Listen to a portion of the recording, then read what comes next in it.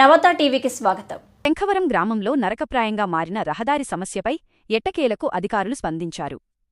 ఇప్పటివరకు నిమ్మకు నీరెత్తినట్లు వ్యవహరించిన ఆర్&బి శాఖ ఒక్కసారిగా కదలికలోకి వచ్చి గురువారం మధ్యాహ్నం శంఖవరం పరిధిలోని రోడ్డును క్షేత్రస్థాయిలో పరిశీలించింది.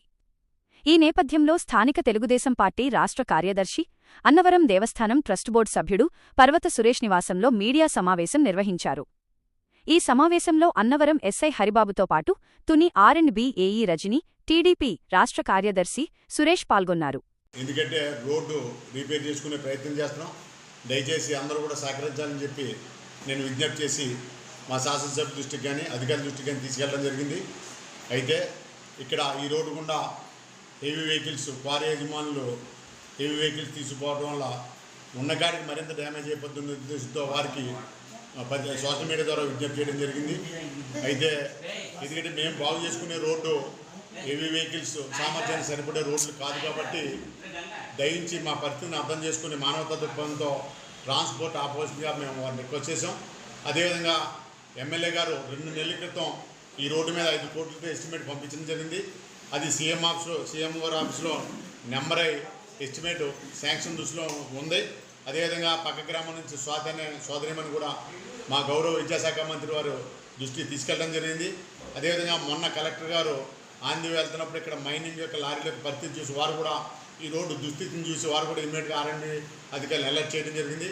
ఈ పరిస్థితులన్నిటి వల్ల పర్మనెంట్ రోడ్డు వచ్చే లోపు తాత్కాలిక రిపేర్లు గ్రామస్తుల సహకారంతో అధికారుల సమన్వయంతో ఒక చిన్నదిగా మేము చేసుకోవడానికి కార్యరూపం దాల్చి లారీలు ఆపమని రిక్వెస్ట్ చేసి లారీలు ఆపడం జరిగింది.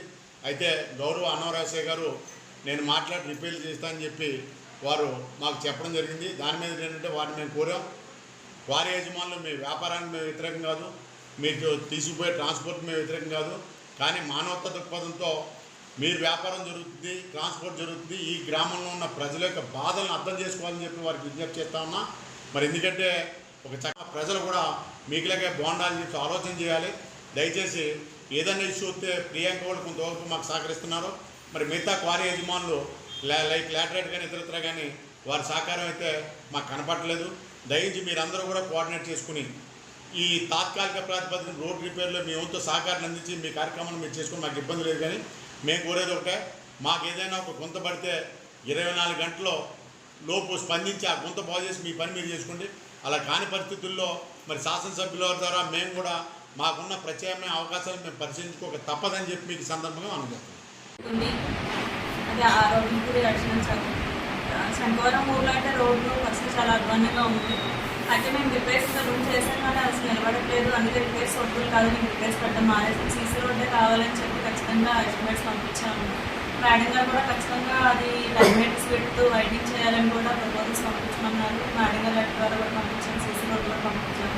అయితే గవర్నమెంట్ కలిగింది కానీ శాంక్షన్ అవ్వలేదు. అయితే రీసెంట్గా ఒక 10th క్లాస్ పాప లోకేష్ గారి ముందు చెప్పడం వల్ల మన రోడ్డు యొక్క ప్రయారిటీ తెలిసింది. ఆ రోడ్డు కూడా అందరి దృష్టికి వెళ్ళింది. మన రోడ్డు పరిస్థితి కూడా చాలా దారుణంగా ఉంది. నేను కూడా కలెక్టర్ గారి ఇన్స్ట్రక్షన్ ప్రకారం శంఖవరం ఊళ్ళో 2 కిలోమీటర్ల సీసీ రోడ్డు 5.5 కోట్లు ప్రతిపాదన పంపించాము. అవి శాంక్షన్ అవ్వడానికి ఖచ్చితంగా రోడ్డు అమలులో తీసుకొస్తామని ఆలోచిస్తాం. 10 మీటర్స్ ఉంది, మన 5.5 ఉంది. 10 మీటర్స్ మేడం గారి ప్రపోజల్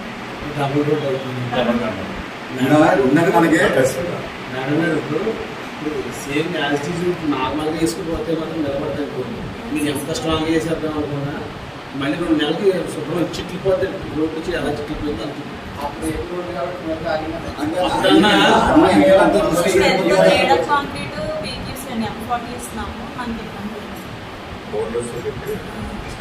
మనకి ఎందుకంటే అసలు రిపేర్ పెద్ద మ్యాటర్ కాదు. మళ్ళీ రిపేర్ జోలికి దాగిపోవాలి.